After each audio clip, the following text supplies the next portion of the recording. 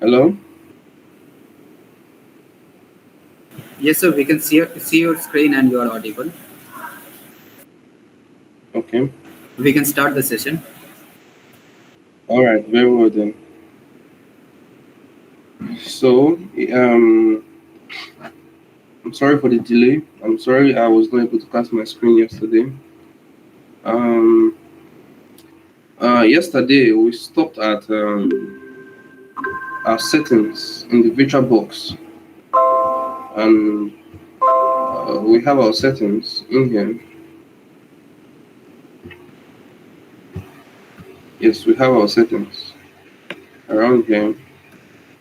So, what I'm going to do right now is I will just start up new settings quickly before so we get to where we were yesterday. I hope that's okay. So pardon me while I just quickly set this up.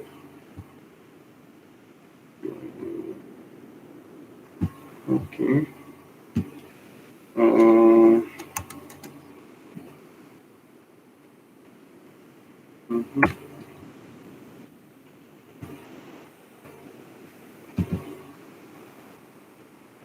Okay. Yes, create video image.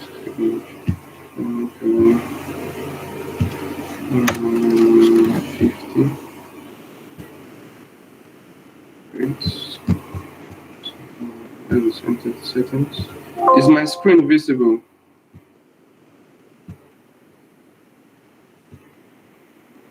Yes, sir. You are visible. All right. So I just want to set up so we get to where we were yesterday. Configuration. Okay. Sorry. Great.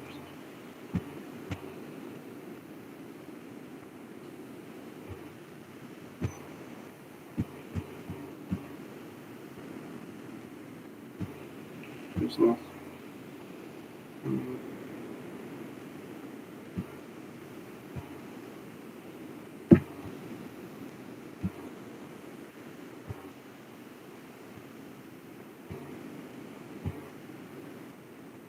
Zero points shared folder storage. Empty.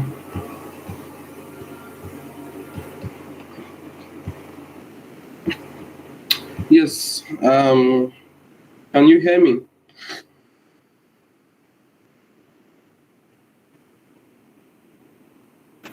Yes, sir. We can hear you. All right. This is where we stopped yesterday. So Yes, sir. while setting up Kali Linux, you are done with the first phase. So in the second phase, you click on Start.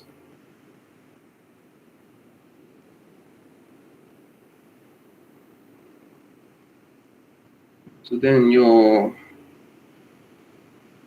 stuff begins starting. Then you click on Graphical Install.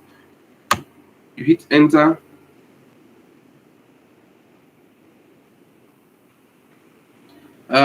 Sorry, I did not explain that. Let me see if I can go back. Um, Power of the machine. Let me explain something for you.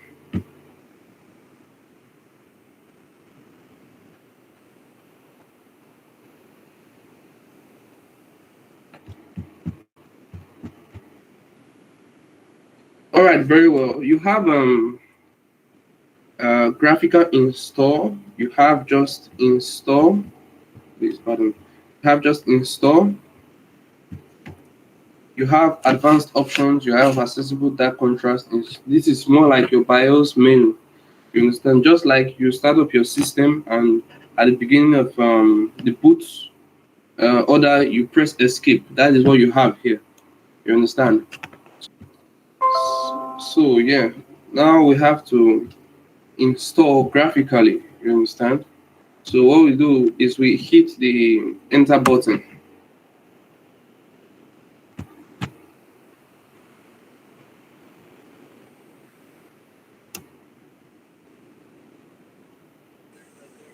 You give it some time. Yes. Then you set whatever language you prefer to use. If you want to use English or other languages, you have them. So I will go with English because I understand English. Then you have to select your country. I think you have India over here. Then I'm in Africa and Nigeria precisely, so I select Nigeria. Then your configuration for your keyboard. I understand American English, so I will choose that.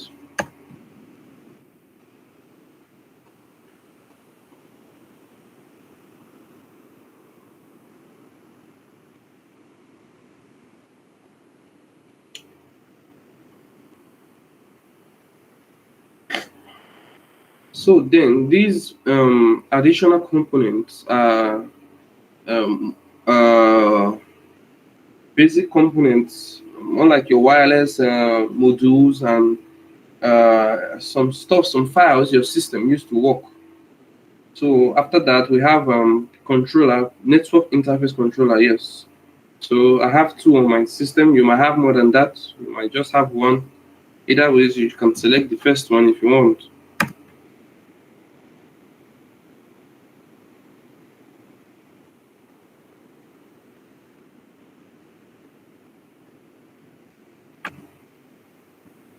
All right. Now I have to give my host name.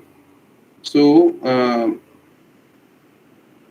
what I do is I can leave it at Kali, and then domain name I leave it blank. Is that okay? Now I have to select a name. This name is going to serve as my login credential. You understand? My full name for the new user. So I should call it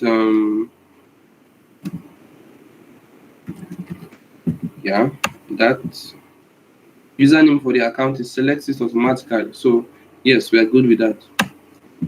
And now I have to choose a password. So that is going to be my password.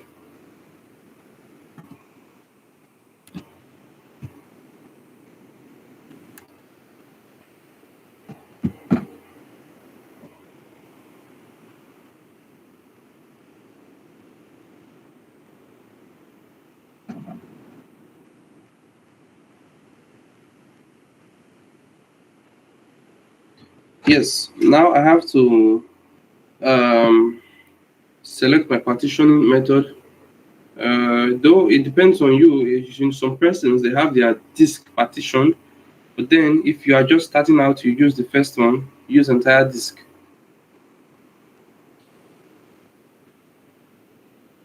Recommended for new users, all files in one partition. That's if you intend not to partition your disk, you use this one. Finish partitioning and write changes to disk. You click continue. Do you want to write the changes to disk? Of course, yes. Yes, sir.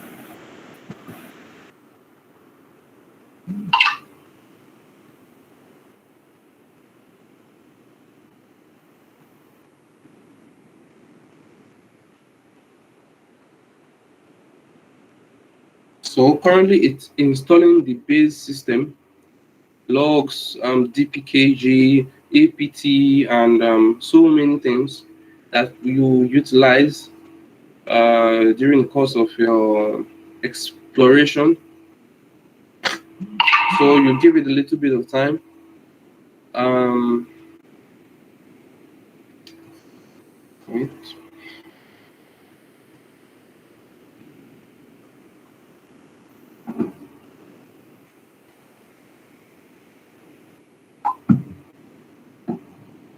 So it has to unpack some packages.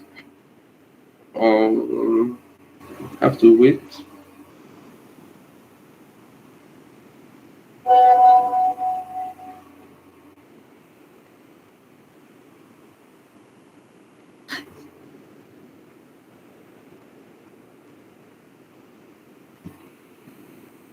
So I actually want this to get to a particular setting, so I show you that, then I get back to your um, terminal over here.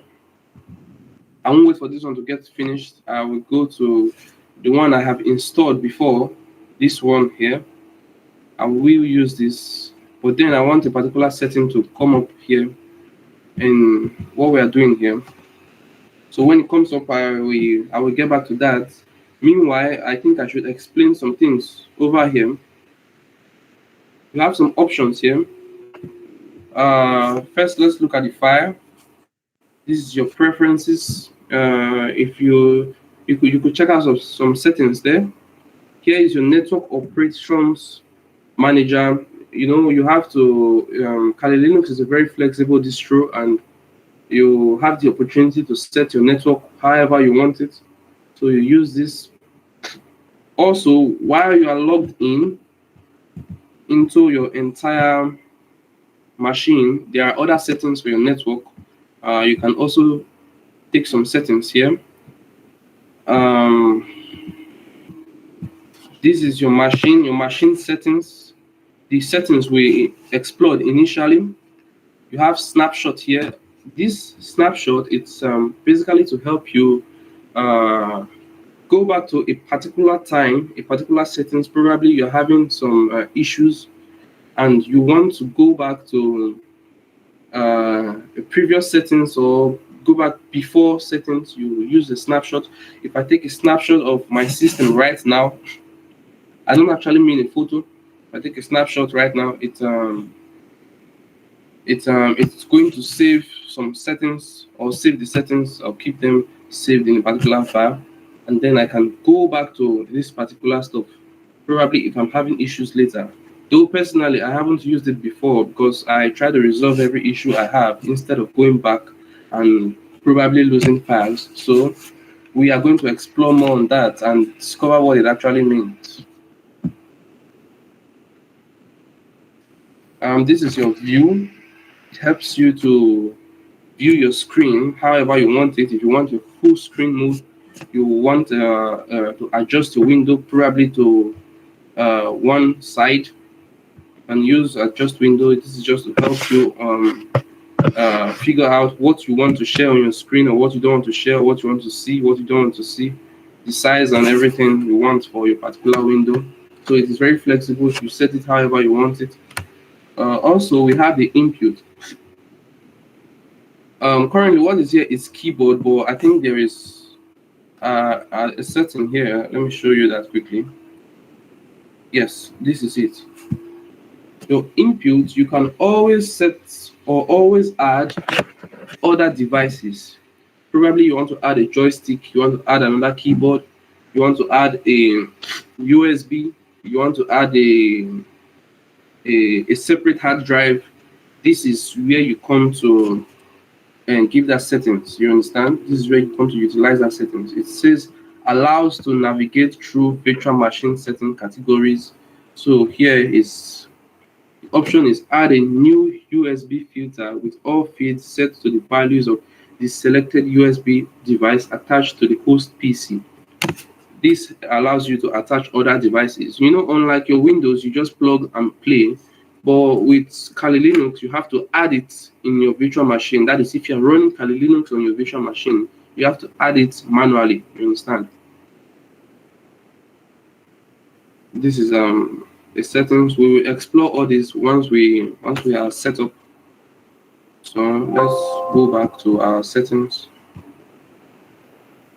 Yes, this is the settings I wanted to show you. What you do is you can choose either of them. Most times I prefer to just choose everything. And in our last class, we actually explored this, and some persons decided not to install the large default section plus additional tools. Personally, I believe this is necessary. You have to install the large collection of tools, because this helps you to increase your capabilities. It saves you time to manually download things, and yes, it has a great effect. It's more like getting the complete package of Kali Linux. I hope you understand that. Well, it takes more time to install. If I click continue right now, it will take a lesser time than I click large and press continue. It is going to take more time to install. But then after clicking continue, what you see next is probably to install grow. I think I have to spell that for you. So my notepad, yeah. So after clicking the large collection of tools, you get to a setting where you have to install Grow.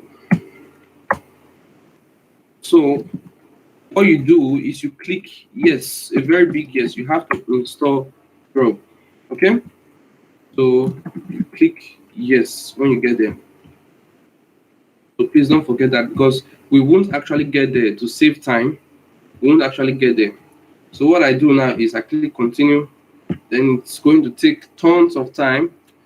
You get as you can see, 3063.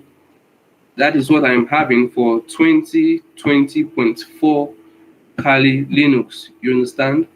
Though I can upgrade to the 2021.2 after installing, but right now to save time, this is actually incorrect. It takes more than this time, but we are going to go to the entire or to the machine I have made already, I have created already, which is this one. So if you are in this stage, if you are actually following my steps, you please come here and just let it run. Then if you need any help or anything, please write to me on WhatsApp. I have my phone with me. I will reply you and answer you on WhatsApp. So let us log into the fully functional system and then we properly begin the introduction for Kali Linux.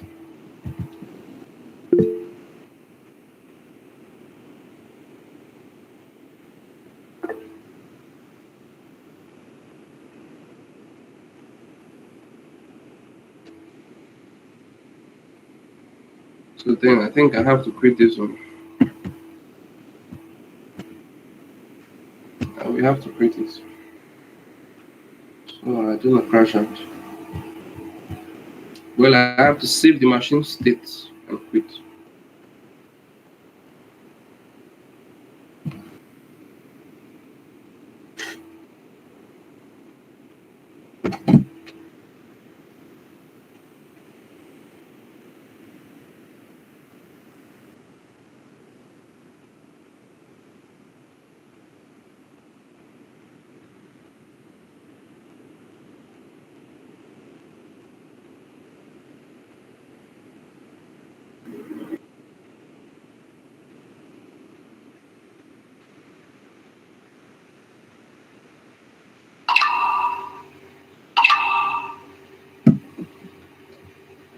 I think this is taking too much time. Yes, sir. Okay, I just have to quit it. Just give me a little bit of time. Um, it's taking time to cancel. Okay, so let me just get into this. This will actually take time to boot because I am actually running something here already. I'm trying to um, minimize the resources, use them minimally. So please be patient with me. So this just gets to 100, then saved. Then we go back to the already installed Linux.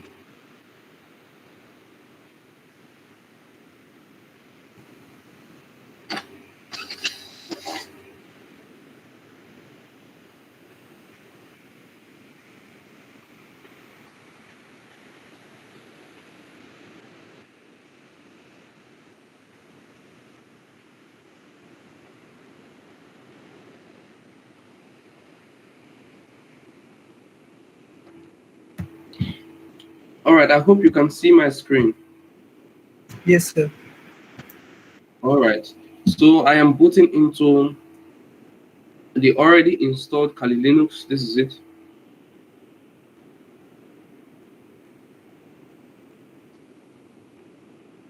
So it's not going to take time. So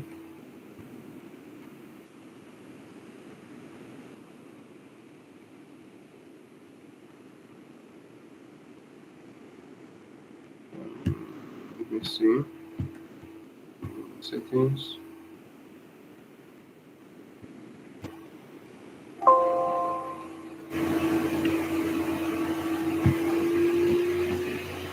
System. Let me see. Okay. This is, and if you observe properly, you will discover that while this machine is running, I cannot edit my settings. Edit my settings, as you can see. Yes, sir. So yes, let us go back. All right, we are almost in.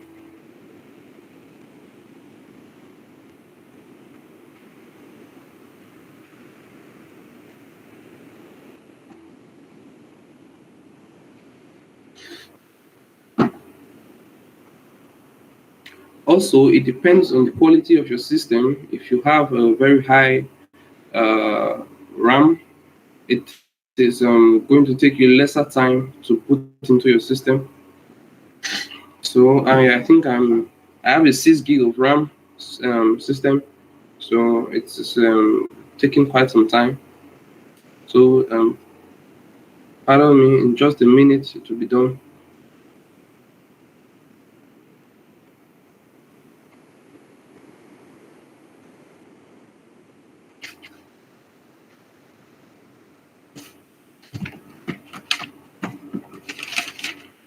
All right, I hope you can see this.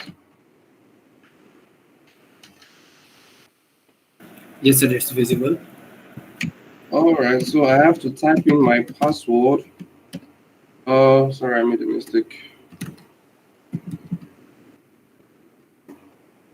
Okay.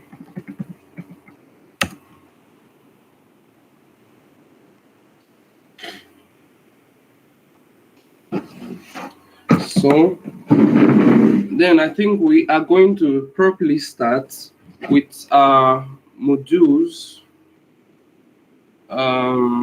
Okay, we have to Yes, sir. start We can and start. not waste time. So I have to look at it. I have to look at it.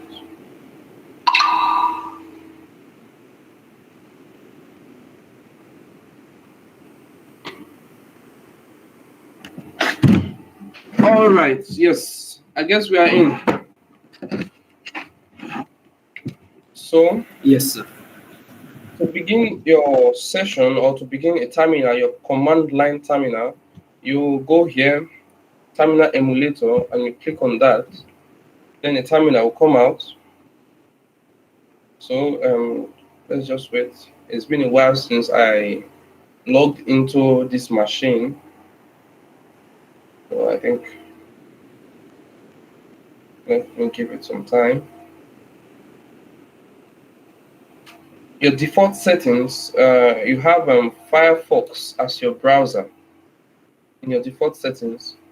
I do not know about the latest distro, but currently, as much as I know we have Firefox to be our default browser. So I will open up Firefox now. Just type Firefox, and then you have it running. If you want to use proxy chains, we will get there actually. You type proxy chains, Firefox. Understand? So currently, I want to open Firefox, so we get down to what we are supposed to do.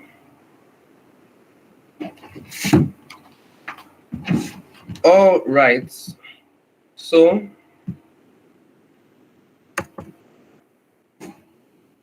our topic, our little topic here is So the latest browser is Google Chrome, so we can do it in Google Chrome also instead of Yes, Firefox. yes. This is yeah. Firefox is preferred in Kali Linux because of some settings which allow you to set proxy and do some other nice settings that will be useful to you during your exploration. You understand? So most people prefer to use Firefox in Kali Linux, but then in your guest operating system or your host operating system, use Chrome. Personally, I use Chrome for my host operating system. So you can use whichever one you want. Is that okay?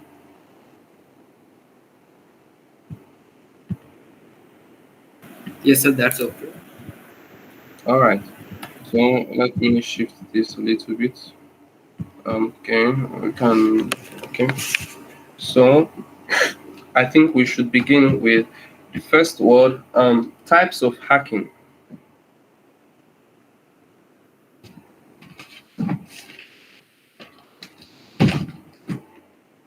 All right, just all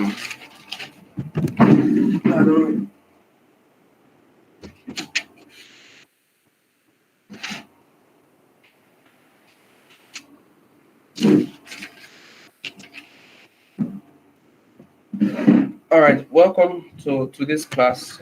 We will officially begin with our modules, as you have seen during the course of the advertisement and order. So, what is ethical hacking? Basically, ethical hacking is all about security for legal purposes.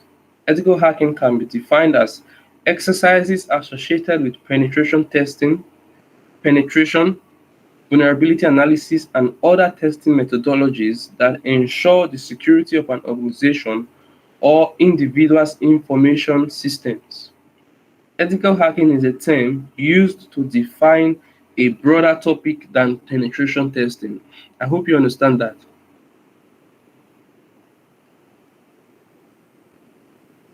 Yes, sir, we can understand that. All right. So we have types of hacking. Whenever you hear the word types of hacking, basically or hacking, basically your mind goes to cyber security only.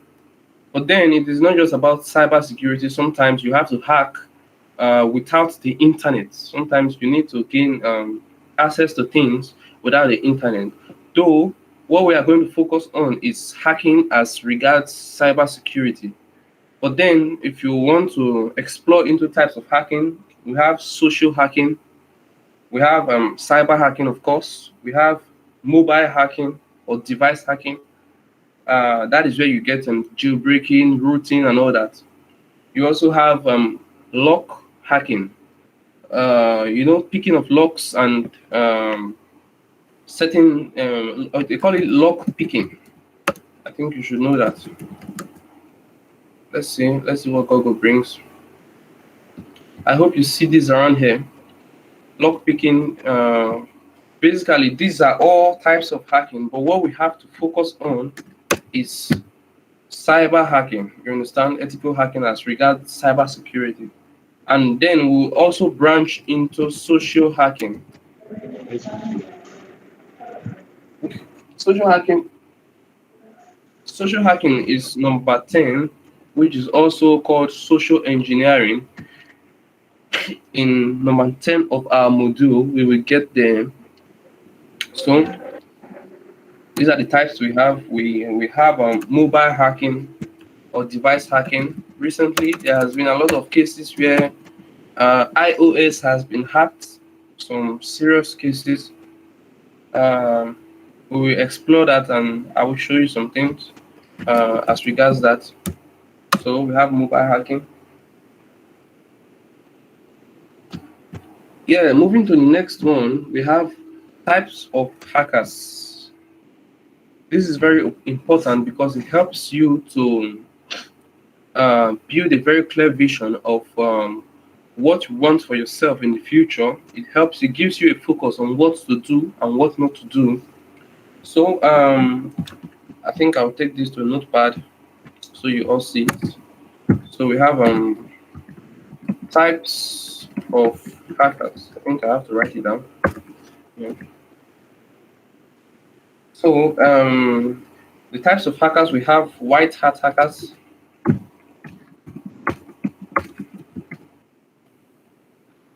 we have black hats, we have gray hats. Oh, very sorry about this.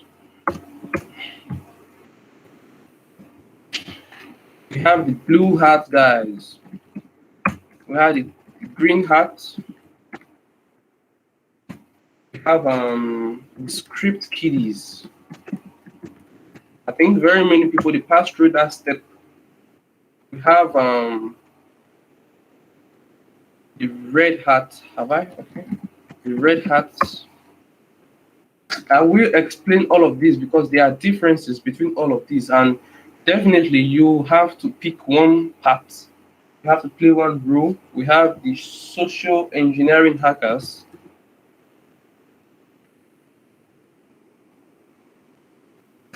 Um, how many is that? That is 1, 2, 3, 4, 5, 6, 7, 8. Okay. We have the hacktivists. Uh, we also have the cyber terrorists, hackers. We have, I think I will leave the best for the last. We have the nation state, or let me put it this way, nation or state hackers.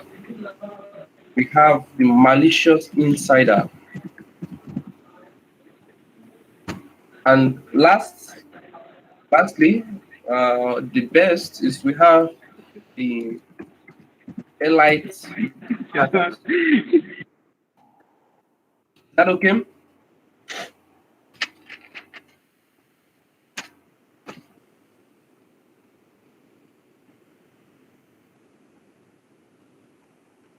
Hello? Yes, sir. There was some All right. interruption from any side. All right. So, as you all know, I am going to explain them one by one.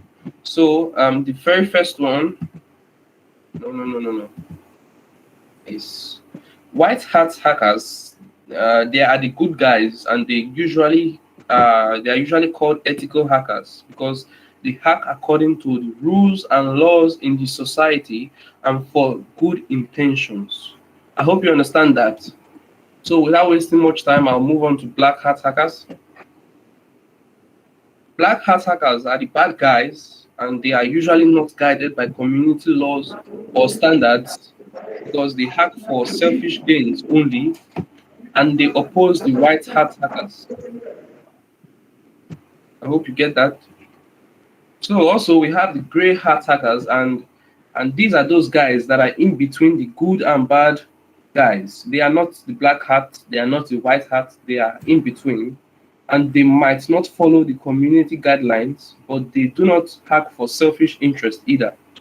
They usually hack systems without prior knowledge of the owners, but they make these found bugs and vulnerabilities known to the owners. You understand that very well.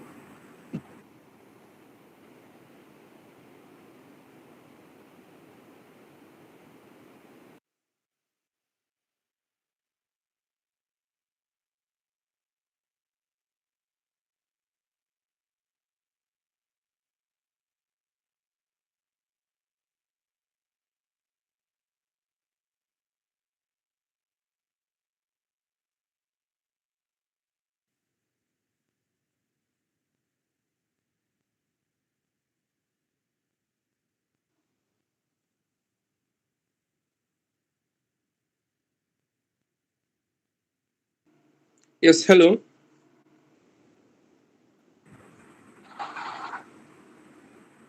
Yes, sir. Now you are audible. Very sorry about that. It's just a little problem discovered. So I will continue actually. We stopped at the blue hat hackers, right? Yes, sir. Okay. So the blue hat hackers, Okay, the blue hat hackers are Sir, immature you are hackers. not present. Sir, your screen is now not visible. Can you check once? Yes. Yes, actually, I'm having issues with my battery, so I have ordered for one already. So it's going to arrive probably tomorrow. So until then, Okay, sir. You can continue uh, with the but I will, introduction. yes, but I will continue the class for now. Is that okay? Yes, sir. All right. Then we have Yes, sir. blue hat hackers. These blue hat hackers, they are the immature hackers whose major motive is focused on ill motives such as revenge attacks, and they are usually not skilled but know a little as regards petty softwares. I hope you understand this.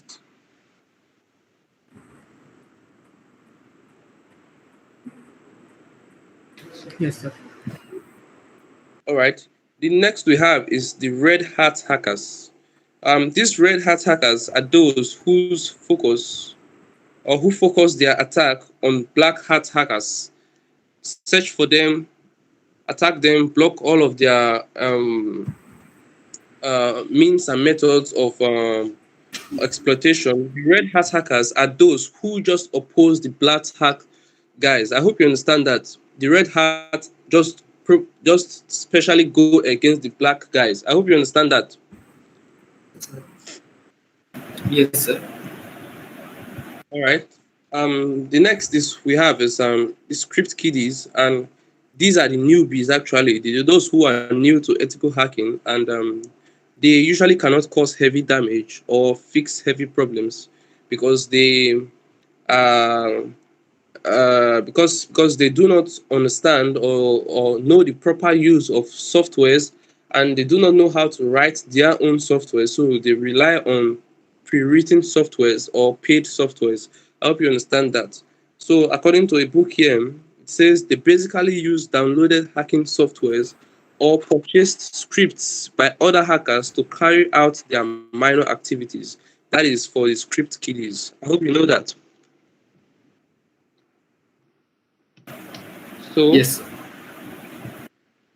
sir. we have the green hat guys. The green hat hackers are those who basically want to learn and observe the world of hacking. They go as far as purchasing tutorials, software, videos, and more to learn what the cyber world is all about. They really do not cause any damage or try to fix any problem. They just want to learn what hacking is all about. Maybe some of you might be part of this. They are the green hat guys. So the next is social engineering hackers, and these are those who perform their activities on the psychological level. It is a complex crime scheme on its own because it involves manipulating a human mind to divulge private content or perform certain actions on their behalf.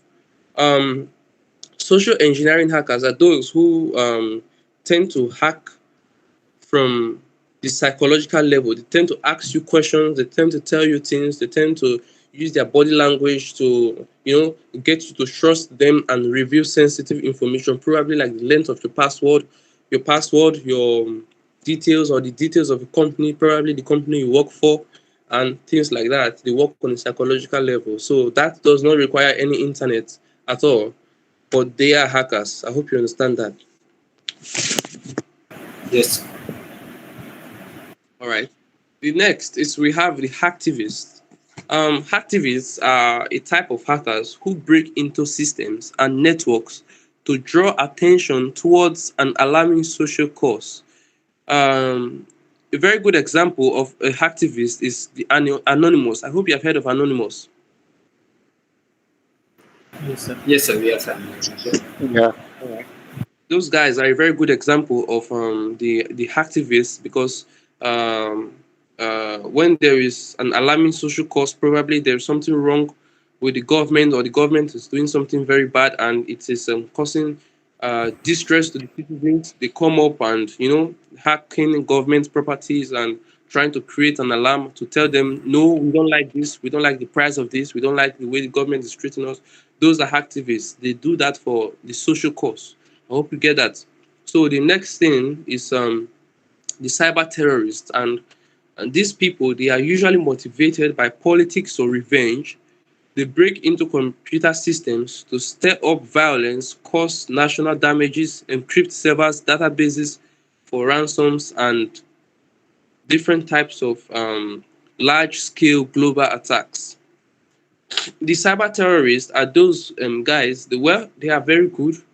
Um, they could be a light hackers at times. They hack on a global or national level, to cause damage for their own selfish reasons or gains to the government, to a very large corporation or a company. Those are the cyber terrorists. They create bugs, they create malwares that affect thousands and billions of systems. And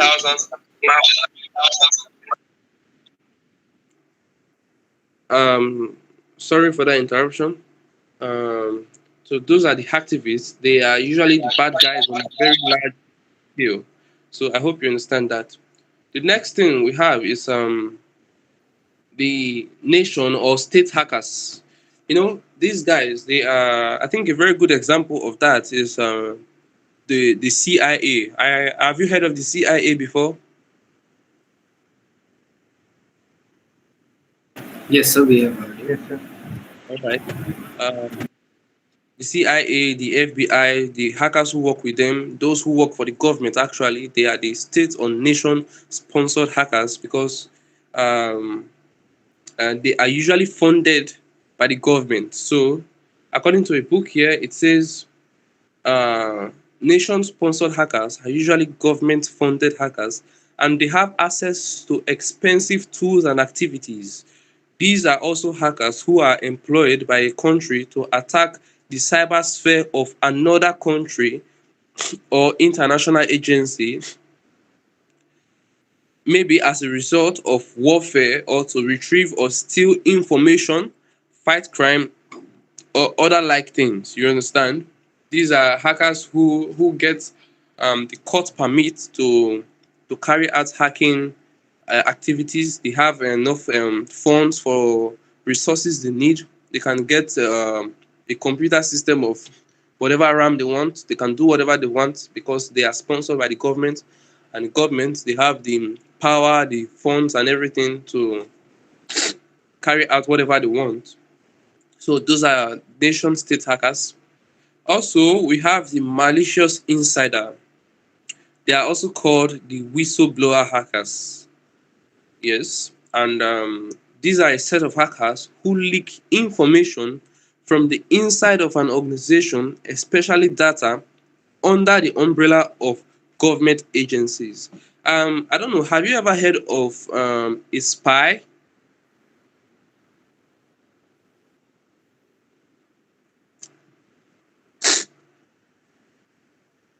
Hello, is there anyone listening? Have you ever heard of a spy? No. Okay. Yes. Sometimes a particular government could send out a spy in the form of a very young person, a very young, beautiful lady, to go into a company and apply for a job while she has met all of the requirements. And 10 persons to apply for a particular job, and whoever gets taken for that job will serve as a spy for the country and help to reveal sensitive information from within that company to the country or to its source. I hope you understand that. So this person serves as a malicious insider because the person has been sent to divulge or steal information that might be useful or information that has been kept secret for a particular company or a country, steal it and get back to them, probably quit the job or resign or keep working and serve as a long-term spy. So that is it for the whistleblower, which is also the malicious insider. And lastly, what we have is the elite hackers. Now, elite hackers are individuals who are considered to be cutting edge geniuses. They are the experts and the innovators in the field of hacking. A good example of an elite hacker is Kevin Mitnick. I'm sure you all know him. Have you ever heard of Kevin? Yes, sir.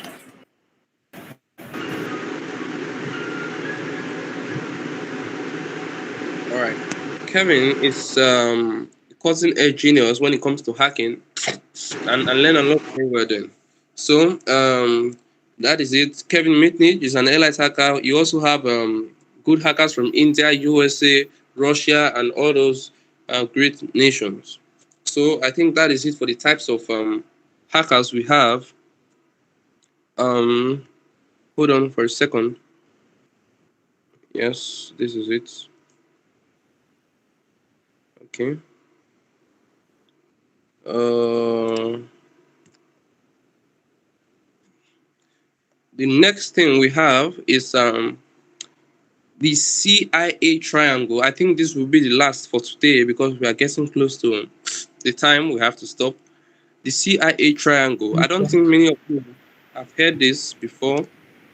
So, the CIA triangle is basically an information security guideline because with the CIA triangle, you are sure of a secured information system. So what does C stands for? C stands for confidentiality. I stands for integrity. And A stands for availability.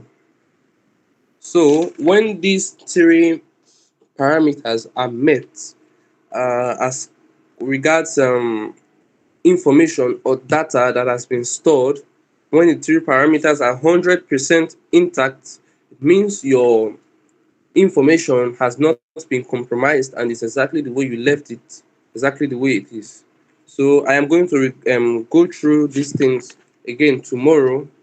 I'm sorry I can't cast my screen right now. So I'll go through this again so that you see it graphically and I will have to draw it for you to see it on the screen. So confidentiality, what is this? Confidentiality in information security means the information is not available to unauthorized individuals, entities, or processes. I hope you understand that. When your information is confidential, it means it is not available to unauthorized persons. So we also have integrity in information security, which basically means the information is complete and not tampered with throughout its life cycle, which in turn implies that the data cannot be modified in an unauthorized or undetected manner. What we are dealing with right now is the CIA triangle. C stands for confidentiality, I stands for integrity, and A stands for availability. So integrity basically means your device, your so what we have next is availability. So availability implies that the information is not held hostage and is readily available to authorized persons.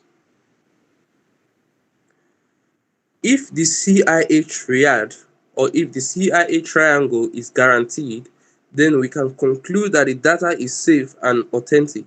However, if any of these triad or if any of these parameters is not met, then the data is at risk.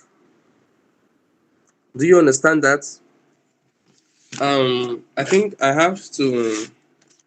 I don't know if I can share my screen, so I have to draw it out for you. How do I turn this? All right. Kindly, can you see? Yes, sir. All Yes, sir. right. We are I'm able sure to. tomorrow. All right. I'm sure tomorrow it's going to be better. What we have is the CIA triangle. It's like this.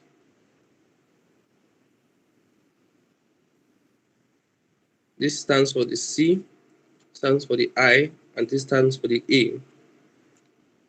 So what we have here is, I'm going to write it very well.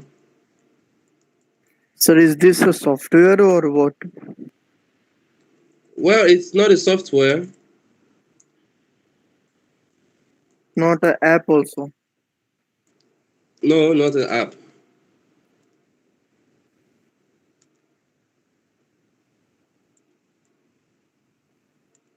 Then what is the uses of this? What is the use? What I'm using for this, yes?